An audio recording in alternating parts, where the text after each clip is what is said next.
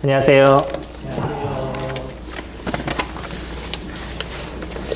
저희가 하나를 시작하면서 디모데후서 4장 1절부터 5절까지를 같이 살펴봤습니다. 오늘 또 다시 한번 디모데후서를 살펴보면서 저희 가운데 그 한 해를 어떻게 보냈는지를 생각해보는 시간이 되기를 원합니다. 4장 1절부터 5절까지 한 절씩 저희 같이 교독하도록 하겠습니다.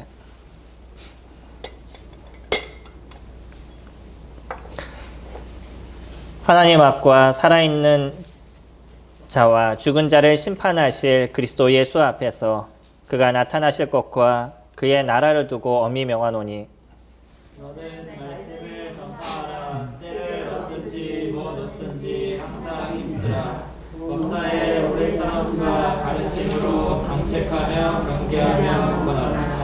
때가 이르리니 사람이 바른 교훈을 받지 아니하며 귀가 가려워서 자기의 사욕을 따를 스승을 많이 두고 또 그 길을 진리에서 돌이켜 한탄한 이야기를 따르리라.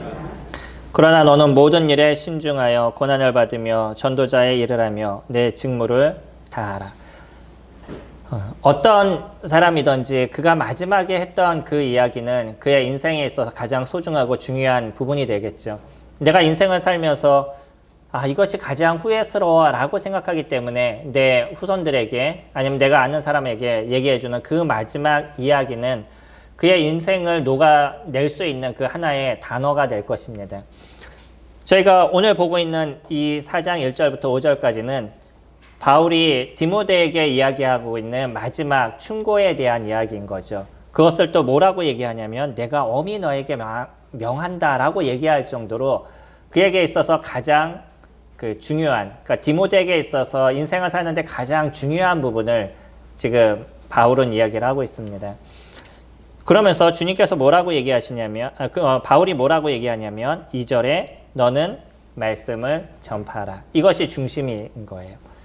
저희가 1절부터 5절까지 쭉 살펴보면서 그러면 이 말씀을 어떻게 전파해야 되는지 그거에 대한 이야기를 하고 있는 거지, 왜 그래야 되는지에 대한 부분을 얘기하는 거지, 지금 바울이 얘기하고 있는 그 중심은 너는 말씀을 전파하라 하는 것입니다. 저희가 올해를 시작하면서 말씀을 전파하라 어디에 중심을 갖고 얘기를 했었었죠? 말씀을 전파하는 것도 저희가 두 가지 정도로 생각할 수 있겠죠. 첫 번째는 뭐냐면 복음에 대한 부분이 될 겁니다. 두 번째는 성도를 가르치는 부분이 될 것이에요. 올해를 시작하면서 성도님들과 저희가 복음을 위해서 어떠한 상황이 있다 할지라도 말씀을 전파하는, 그래서 그럼에도 불구하고 저희가 말씀을 전파하는 그런 저희가 되자라고 같이 말씀을 드렸습니다. 저희가 코로나의 시대를 보냈습니다. 한 해 코로나의 시대가 저희가 생각했던 것처럼 쉽게 끝나지 않은, 그래서 녹록하지 않았던 그러한 시간들을 저희들이 보내왔었죠. 어찌 보면 올해면은 이제 다 정리가 될 거라고 저희가 생각하고 그냥 캠프를 준비하는 형제들과도 내년 초면은 저희가 캠프를 다시 할 수 있지 않을까라는 생각 속에 또 한 해 동안도 계속 회의하는 시간들을 가져왔습니다. 1월 달에 회의하면서는 내년 1월은 괜찮지 않을까라고 얘기했다가 계속 회의를 하는데 이게 문제가 해결이 되지 않아요. 결국은 내년에도 저희가 캠프를 할 수 없는 그런 상황이 지금 됐죠. 오히려 어떻죠 지금? 더 심각해지고 있죠. 그나마 어제 보니까 한 1000명인가 1500명 정도 줄었다라는 얘기를 이렇게 들었습니다. 그전에는 8000명을 넘어가서 어떠면 10,000명을 넘어갈 거라는 전망이 있을 정도로 계속 심각해져가는 상황 속이었었는데 이게 지금 저희가 살아왔던 한 해에 대한 모습이었습니다. 하지만 시대적인 부분은요, 그리고 어떤 환경적인 부분은 여전히 동일한 모습을 갖고 있어요. 그게 조금의 어떤 차이가 있을 뿐이지 우리는 동일한 시대를 살아가고 있습니다. 그래서 이 시대 속에서 우리는 그럼에도 불구하고 해야 될 일들은 무엇이냐면 말씀을 선포하는 것, 그것이 저희들이 해야 될 일인 거죠. 이건 디모데에게 당시 바울이 마음에 여러 가지 경각심을 갖고 이야기를 했습니다. 저희가 요한 일서를 같이 살펴보면서 요한 일서가 쓰여진 계기에 대해서 말씀을 드렸죠. 그때 무엇 때문에 그랬다고요?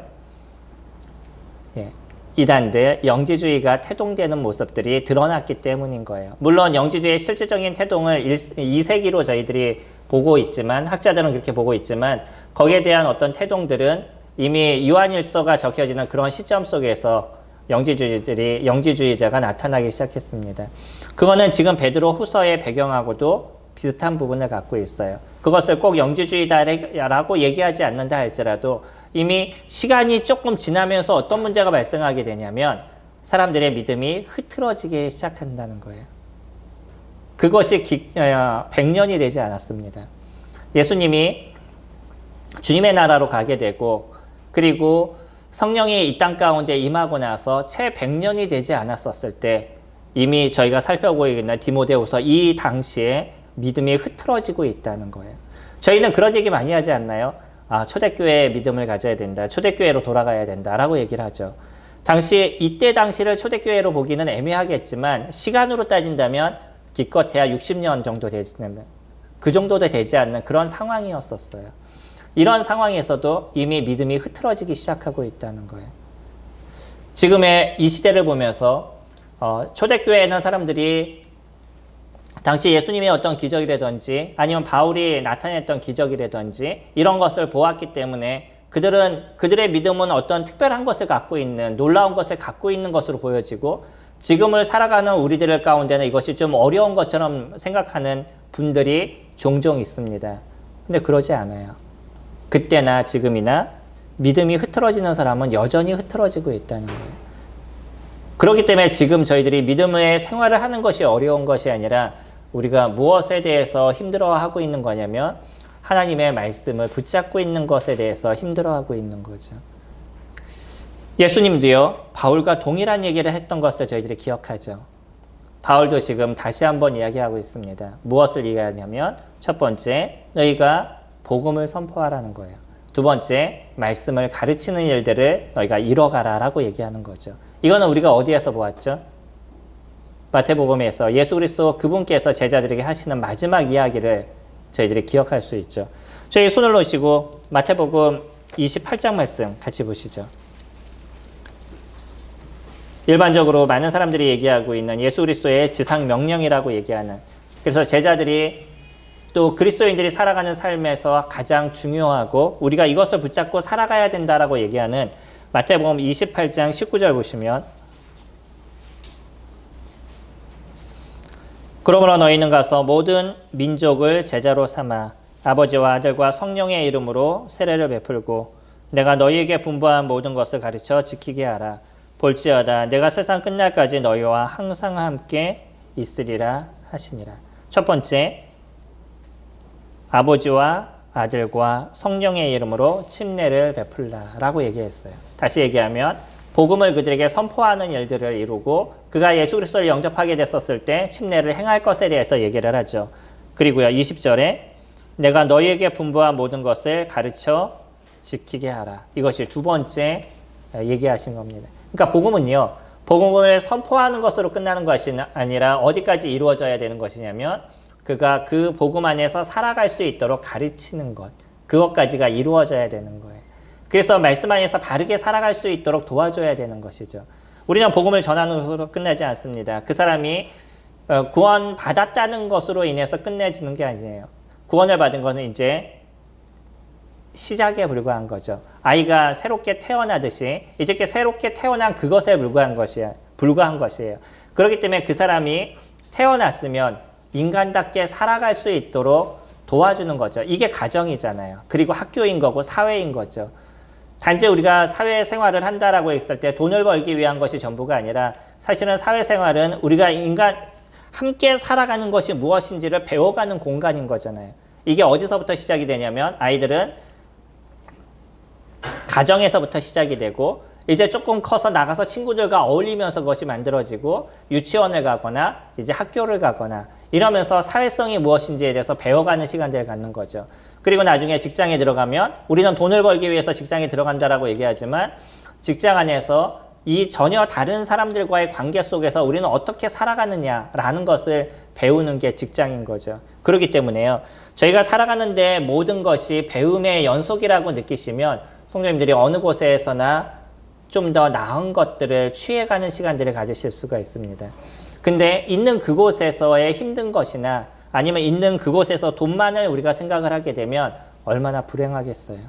저희가 살아가는 삶의 모든 것이 배움의 연속인데, 그리고 무엇인가 나를 채워가고 키워가는 모습들을 가져가는 건데, 근데 그곳에서 단지 돈만을 우리가 생각한다 그러면 참 어려움의 모습들이 되어 갈 것입니다. 그래서 우리가 어떤 것을 생각하고 무엇을 느끼느냐에 따라서 우리들의 인생의 행복도가 달라져 가는 거예요. 주님은요, 먼저 저희들에게 복음을 선포할 것에 대해서 이야기를 하셨습니다. 이게 올 한 해를 보면서 우리가 고민할 수 있는 부분인 거죠. 성도님들, 올 한 해 동안 우리가 그럼에도 불구하고라는 걸 매주마다 외우면서 또 읽으면서 지내왔는데, 복음 위에서 어떤 부분을 이루어오셨어요? 이거는 이제는 측정이 가능하실 겁니다. 그렇죠? 한 해를 지나오셨기 때문에 그 결과에 대한 부분은 어떻든 결과가 중요한 것이 아니라 그 일들을 어떻게 이루어오셨는지, 이것이 중요한 것이죠. 그럼 한 해 동안 우리가 해온 것에 대해서 생각해 보면 그것을 갖고 내년을 준비하실 수 있을 겁니다. 올 한 해 내가 준비한 것이 아무것도 없다면 사실은 저희들은 조금 창피함을 느껴야 되는 부분이 될 겁니다. 이건 저희들에게 주어진 하나님의 명령이기 때문이에요. 보시면요, 4장 1절에 하나님 앞과 살아있는 자와 죽은 자를 심판하실 그리스도 예수 앞에서 그가 나타내실 것과 그의 나라를 두고 엄히 명한다라고 얘기했어요. 여기서 엄히 명한다라는 표현을 쓰고 있습니다. 근데 사실은 이 단어는요, 디아마로 트로마이라는 헬라어를 사용하고 있는데 이거는 한 단어입니다. 우리나라는 지금 두 단어로 쓰고 있죠. 엄히 명한다라는 두 단어를 쓰고 있죠. 원래는 한 단어예요. 이 한 단어인데 어떤 의미냐면 어떤 법원에서 증언한다라든지 이런 의미를 갖고 있습니다. 뭐에 대해서 증명하는 거예요. 그런 의미인 겁니다. 바울은요, 무엇에 대해서 네가 증명하는 그런 시간을 가지라고 얘기하는 거냐면 하나님 앞에서 증명하는 일들을 너희가 이뤄가야 된다라고 얘기해요. 그리고요, 두 번째로는요, 살아있는 자와 죽은 자를 심판하실 그리스도 예수 앞에서 그가 나타나실 것과 그의 나라를 두고 명한다라고 얘기를 하죠. 예수 그리스도 그분 앞에서 너희가 증명하는 삶을 살아가라라고 얘기하는. 또 하나, 예수 그리스도 그분을 통해서 우리는 어느 나라에 속해 있냐면 하나님 나라에 속해 있죠. 그 나라를 두고 명한다라고 얘기를 해요. 우리가 살아가는 데 있어서 내가 하나님 나라 안에 있는 자임을 증명하는 삶을 살아가야 된다는 거예요. 그것을 선포하는 일들을 저희들이 이뤄가야 된다는 거죠. 내가 하나님의 자녀예요. 그리고 내가 하나님의 나라 안에 있어요. 그래서 내가 하나님 나라 안에서 살아가고 있어요. 그렇다 그러면 내가 하나님의 나라 안에 살아가고 있는 자임을 드러내는 인생을 살아가라는 거죠. 내가 어디에 있든지 당신은 분명히 달라요 라는 이야기. 당신이 믿는 믿음은 무엇인가 틀려요. 아니면 당신이 살아가는 삶의 방식은 무엇인가 달라요 라는 그 다름의 모습들이 우리들 안에서 드러나야 된다는 거예요. 이것이 디모데에게 이야기하고 있는 겁니다. 그것을 증명하는 일들을 이뤄가라는 거예요. 우리는요, 입술을 열어서 예수 그리스도를 선포하는 일들을 할 수도 있습니다. 그리고 그것이 맞다라고 얘기를 해요. 그러나 더 중요한 건 무엇이냐면 내가 살아가는 삶에서 그것이 증명이 되는 인생을 살아가고 있느냐는 거예요. 크리스찬으로서의 삶을 증명할 수 있는 것, 하나님의 나라의 백성으로서의 삶을 증명할 수 있는 것, 그것을 보여줄 수 있는 것, 그런 삶을 우리가 살아가고 있느냐는 것. 지금 바울은 그런 삶을 살라라고 얘기합니다. 물론 여기에서 바울이 얘기하는 직접적인 것은 입술을 열어서 예수 그리스도를 선포하는 일을 이뤄가라라고 디모데에게 얘기하는 거죠. 그래서 5절의 마지막에 얘기할 때 전도자의 일을 하며라고 얘기하는 것처럼 그는 당연히 바울은 디모데가 예수 그리스도를 선포하는 일들을 이뤄가기를 원했어요. 그리고 그거는 디모데에게 뿐만 아니라 지금의 우리에게도 동일하게 이야기를 하고 있는 거죠. 저희 신약성경을 나누는 걸 같이 공부해 보신 적 있으시죠? 디모데 전후서, 디도서를 무엇으로 나누죠? 목회서, 신서로 저희들이 나누죠. 많은 사람들이 디모데 전후서, 디도서는 목회자들이 보는 중심적인 성경입니다. 그래서 목회 서신서라고 이야기를 합니다. 그러나 저희가 알듯이 목회자들에게 무엇인가 조금의 더 생각할 수 있는 부분을 주어진 것은 사실이지만, 그러나 이 성경은 누구에게 준 것이에요? 모든 성도들에게 동일하게 주어진 것입니다. 성도님들, 우리 모두가 받아야 될 그러한 말씀인 거죠. 거기서 무엇을 얘기하고 계시냐면, 예수 그리스도, 그분을 선포하는 일, 그러한 일들을 우리에게 주신 지상 명령으로 주셨다는 거예요. 아까 살펴본 것처럼 예수 그리스도 그분께서도 우리에게 하셨던 마지막 명령이셨고요. 바울도 동일하게 저희들에게 이야기하고 있는 그 마지막 명령입니다. 우리는 한 해 동안 이것에 대해서 고민해 보셔야 될 것입니다. 그리고 내년은 또 우리가 어떻게 그것을 만들어 갈지에 대해서 생각해 보셔야 되겠죠. 말씀을 전파하는 일에 대해서 얘기할 때 두 번째는 무엇을 얘기하냐면 성도를 가르치는 것에 대해서 이야기를 합니다. 성도를 가르치는 것은요, 누가 하는 걸까요? 이거는 목회자가 하는 걸까요? 아니면 어떤 특별한 은사가 있는 사람들만 하는 걸까요? 제가 느끼기에 이 제자 양육에 대한 부분은 모든 성도님들이 함께 이루셔야 되는 부분이라는 거예요. 그러면 어떤 이유가 그렇게 하기 위한 부분들을 찾으셔야 되겠죠. 내가 누군가를 가르치려고 그런다 그러면 먼저 무엇부터 시작하셔야 되겠어요? 배우는 것부터 시작을 하셔야 되는 거죠. 성도님들이 누구를 가르칠 수 있는 힘이 되실 때까지 배우셔야 됩니다. 그리고 다른 사람을 가르치셔야 되는 거예요. 이거는 모든 사람에게 주어진 지상 명령인 거예요. 저에게만 주어진 것이 아니라 모든 성도님들에게 주어진 것입니다. 제가 아는 한 분은 다른 사람을 가르치기 위해서 어떤 일을 하시냐면, 성경을 잘 읽지 않는 분에게 아침마다 전화해서, 아니면 저녁에 시간을 맞춰놓고 전화를 해서 그 시간마다 같이 성경을 읽는 걸 하시더라고요. 오래전에 제가 하셨던 걸 이렇게 보았는데 아주 특별한 부분이었어요. 쉽지 않은 거죠. 저희가 많은 동일한 시간을 정해서 그 동일한 시간 동안에 전화로 같이 성경을 읽는 거예요. 내가 그 사람에게 무엇인가를 잘 가르칠 수 있는 게 없다 그러면 그 사람을 도와줄 수 있는 그 무엇인가를 찾으신 거죠. 그러면서 성경을 읽는 부분을 함께 하신 거예요.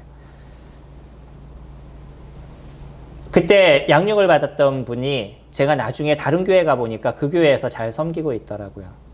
참 놀라웠었어요. 잘 보이지 않아서 그 친구가 어디에 가 있는지에 대해서 고민을 했었는데, 나중에 보니까 결혼을 하고 다른 교회에서 잘 섬기고 있는 모습을 보았는데, 그게 누군가는 그렇게 도와줬던 것, 전화를 통해서 성경을 읽는 부분을 도와줬던 그 하나로 인해서 그의 어떤 영적인 것을 만들어가는 힘이 생기게 되었던 거죠. 저희들이 다른 사람을 어떻게 도와줄지에 대해서 성경을 공부하는 시간들을 먼저 가지셔야 되고요. 그리고 나서 다른 사람들을 가르치는 일들을 해나가셔야 되는 거죠. 내가 아는 것을 가르치는 것이 아닙니다. 오해하지 마시기 바랍니다. 내가 아는 것을 가르치는 것이 아니라 무엇을 가르치는 거예요?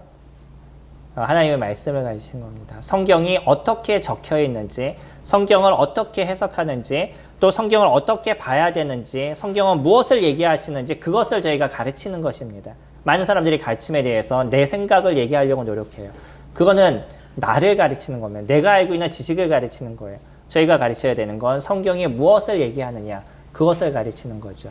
그래서 성경으로 인해서 저희가 잘 채워지고 준비가 되어져 갔었을 때, 그때 복음을 전파하는 자로 그 사람이 또한 변하게 되는 거죠. 그의 인생이 하나님 나라에 합당한 자의 삶을 살아가는 것이에요. 성도님들이 성경을 알면 알수록 우리에게 책임이 있다는 것에 대해서 생각하셔야 됩니다. 저는 제가 아는 만큼의 책임을 제가 있다라고 생각해요. 성경을 연구하고 살피고 느끼고 아는 그 순간에 그만큼의 저에게 있어서의 책임이 있는 것이에요. 우리가 하나님 말씀을 알도록 도와주신 것, 그 또한 하나님이 우리에게 베푸신 은혜인 겁니다. 그리고 그거는요, 그만큼 다른 사람을 가르치고 다른 사람에게 하나님 나라를 보여줘야 될 의무가 우리에게 있다는 것이에요.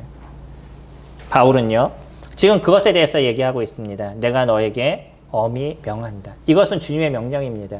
우리가 선택할 수 있는 것이 아니에요. 내가 예수 그리스도를 영접한 그 순간부터 이거는 우리가 해야 될 당연한 일인 것이지 이거는 내가 선택할 수 있는 그런 일이 아닌다는 거예요. 복음을 전파하는 일, 그리고 성도를 가르치는 일들, 이런 일들은 우리 모두에게 주어진 주님의 명령이라고 얘기합니다.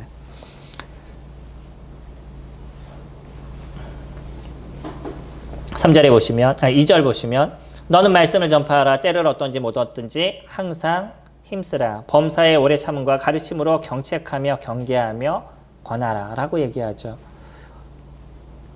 어떤 상황이든지 그런 상황과 상관이 없다는 거예요. 여전히 우리는 그 속에서 해야 될 것을 찾아야 된다는 거죠. 우리가 코로나의 시대를 겪어오고 있습니다. 코로나의 시대를 겪다 보니까 복음을 전하는데 어려움이 되고 때로는 저희가 성도를 양육하는데 어려움이 되지만 또 하나의 저희들에게 주어진 좋은 도구가 또 생겼죠. 뭐죠? 예, 줌, 인터넷을 통해서 저희가 가르칠 수 있는 부분이 또 생겼던 거죠. 할 수 있는 방법은 얼마든지 있다는 거예요. 그래서 지금 바울도 때를 얻든지 못 얻든지 항상 힘쓰라라고 얘기하는 것처럼 저희들이 방법을 찾으면 방법은 얼마든지 나타날 수 있다는 거예요. 문제는 우리가 그렇게 하고자 하는 마음이 있느냐 없느냐에 대한 부분인 거죠. 지금의 환경은 많은 부분에 있어서 저희들의 시간을 빼앗습니다. 성도님들이 회사에서 일하고 집에 와서 무엇인가를 조금 하고 쉬면 하루가 끝나버리죠. 시간의 부족함을 저희들이 느껴요. 당연합니다. 어저께 제가 집에 가서 느낀 게 어저께 몸이 많이 안 좋아서 교회에서 일을 끝내놓고 한 7시인가 8시인가 교회에서 나갔습니다. 나가서 집에 가자마자 바로 쉬어야지라고 집에 갔는데 집에 갔더니 또 집에 나름대로 할 일이 쌓여 있더라고요. 저희들의 인생이 그렇습니다. 집에 가면 집에 나름대로의 일이 많고 회사에 가면 회사 나름대로의 일이 많아요. 좀 일찍 누웠으면 좋겠다라고 생각했는데 자리에 눕는 시간을 딱 보니까 12시더라고요. 하지만 저희들이 그런 저희들에게 시간이 없다 할지라도 그 시간을 어떻게 조정하고 만들어가느냐는 충분히 저희들이 할 수 있는 일이라는 거예요. 시간이 없는 것이 아닙니다. 무엇이 없는 거죠? 마음이 없는 것이. 저희가 마음을 가지면 시간은 얼마든지 만들어갈 수 있다는 거죠. 복음을 위해서 힘쓰는 성도님들이 되시기 원합니다. 그리고 내가 배웠던 것, 내가 알고 있는 예수 그리스도 그분에 대해서 함께 나누는 시간들을 가지시는 성도님들이 되시기 원합니다. 이거는 함께 가는 것이에요. 왜 주님께서 교회로 만들어주시고 우리를 교회로 묶어주셨는지 요즘 계속 시간이 지나면 지날수록 제가 느끼는 것은 이 교회를 통해서만 저희들이 성장이 이루어져 간다는 거예요. 혼자 아무리 많은 것을 알고 있고 혼자 아무리 많은 것을 이야기할 수 있는 사람이라 할지라도 그 사람이 혼자 생활하는 것을 보면 영적으로 성장해 나가지 못하는 것을 보게 돼요. 말은 잘합니다. 얼마든지 좋은 것은 얘기를 해요. 근데 그가 살아가는 삶의 모습은 성도의 삶을 잘 만들어가지를 못하고 있다는 거예요. 같이 부딪히는 겁니다. 교회는 같이 부딪히고 부족한 것을 같이 만들어가는 것이에요.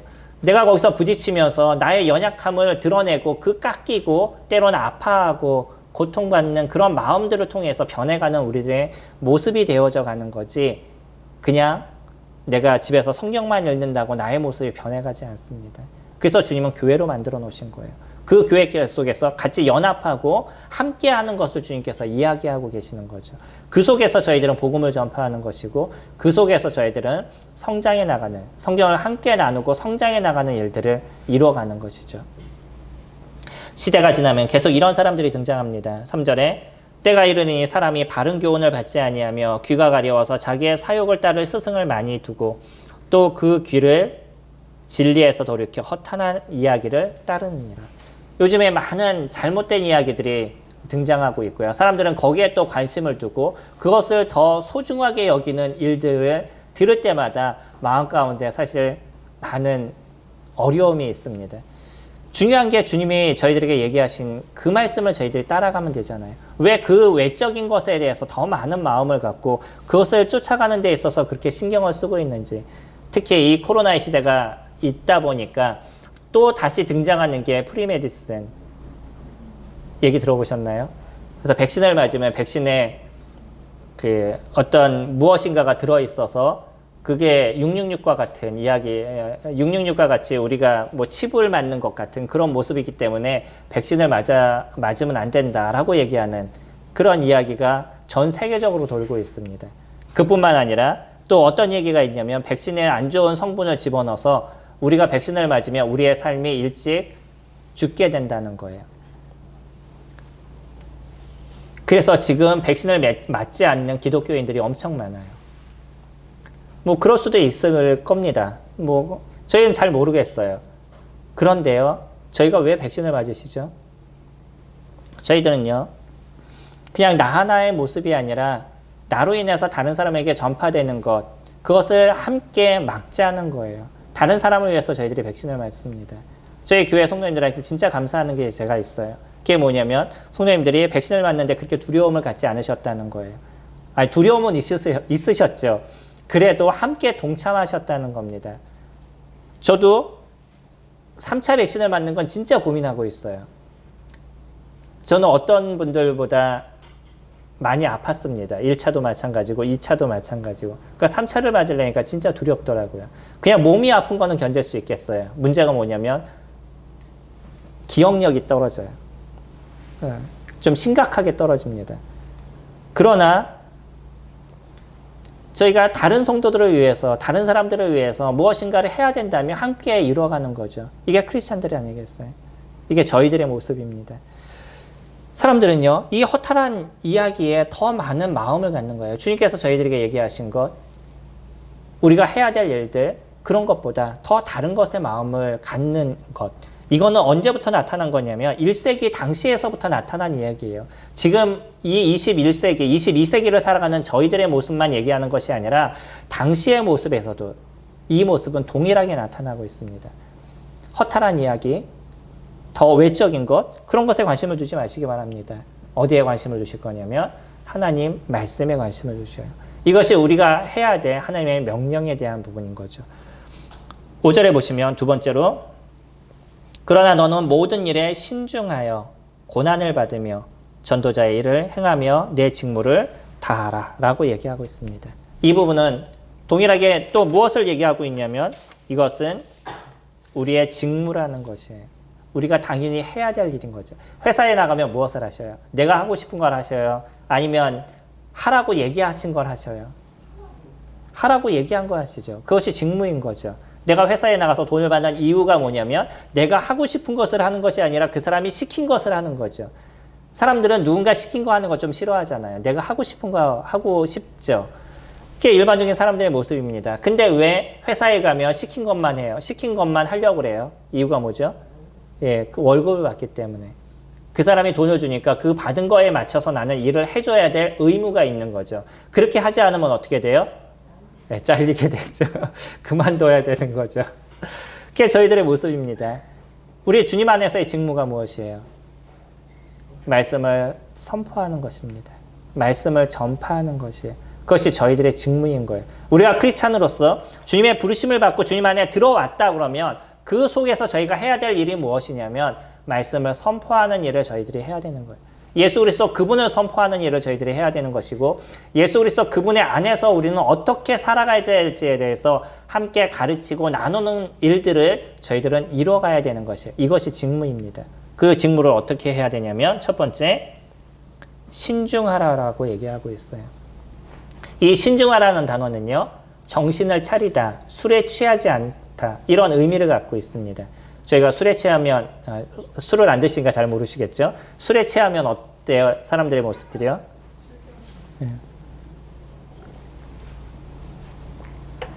자기의 의지를 잘 드러내지 못하는 거죠. 자기도 모르는 행동을 하고 있는 거예요. 이게 술 취한 사람들인 거죠.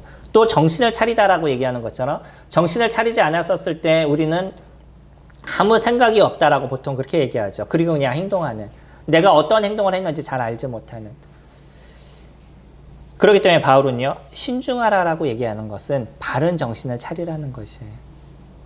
그리고 나서 직무의 일을 이루라는 것입니다. 내가 어떠한 일을 이루어야 되는지에 대해서 내 스스로가 정신을 차리고 그것을 보라는 것이에요. 그냥 하는 것이 아니죠.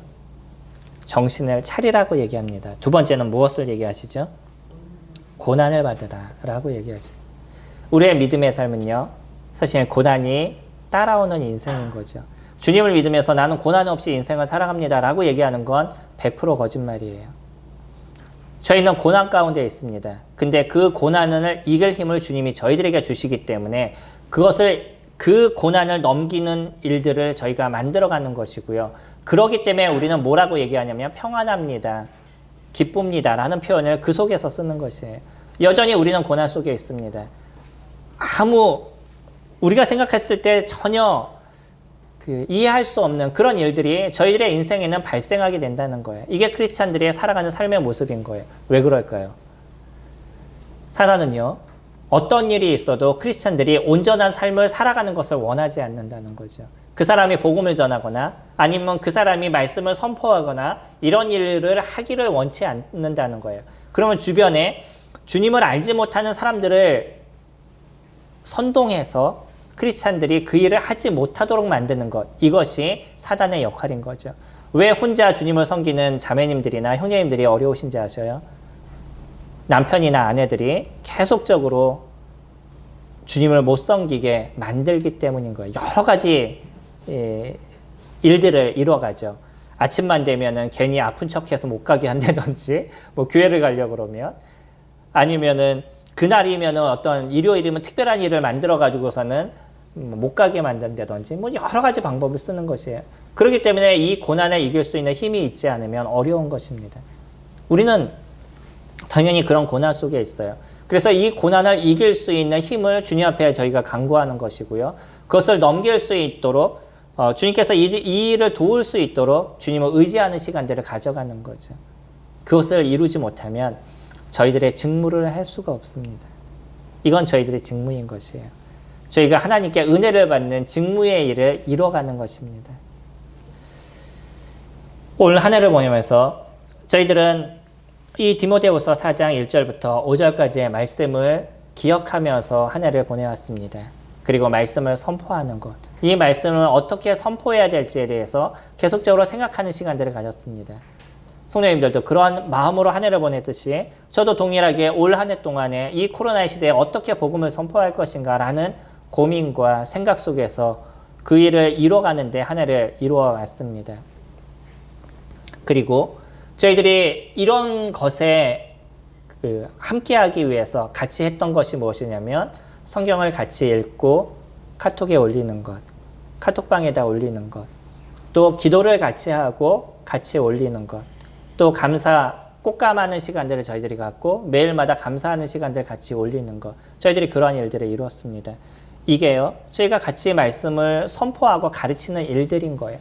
저희들 스스로가 부족하기 때문에 함께하는 일들입니다. 손님, 올 한 해를 보내면서 성경을 얼마나 읽으셨어요?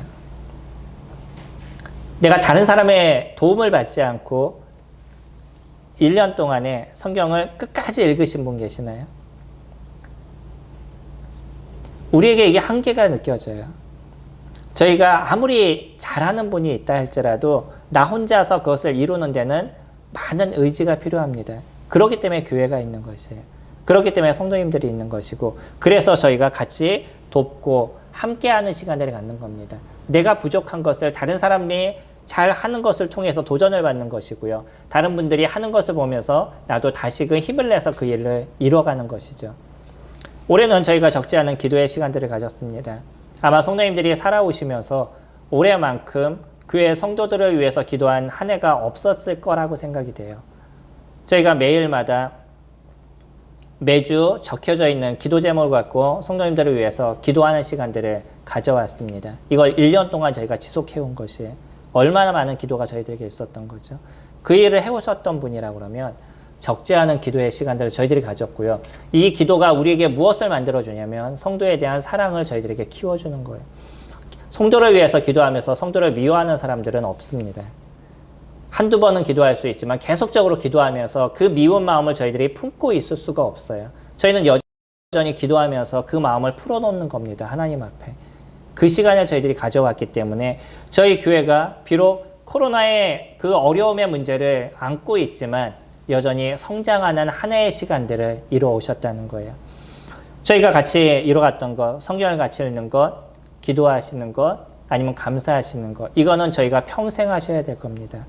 내년에 혹시 안 하신 분들이 계신다 그러면, 같이 카톡방에 들어오지 않으신 분들이 계신다 그러면 다시 들어오셔서 내가 잘하고 있는 건 다른 사람에게 도전을 주시고, 내가 못하고 있는 건 다른 사람에게 도전을 받는 시간이 되시기를 바랍니다. 그리고 이름은 올라왔지만 계속 안 하고 계셨던 분이 계신다 그러면 다시 새해를 시작하시면서는 마음에 다짐을 하시고, 내년에도 저희가 이 세 가지를 통해서 교회가 얼마나 성장하고 또 우리가 어떻게 커가는지를 볼 수 있는 그러한 시간이 되기를 소망합니다. 올 한 해 저희들에게 많은 일들이 있었습니다. 성도님들 각자의 삶에 여러 가지 일들이 있었을 거라고 생각합니다. 하지만 여전히 그곳에 하나님이 함께 계셨고 하나님께서 저희들을 보호하시는 그런 일들을 이루어오셨습니다. 올 한 해도 수고하셨습니다. 내년에도 저희가 주님 안에서 아름다움을 이루는 저와 성도님들이 되기를 소망합니다.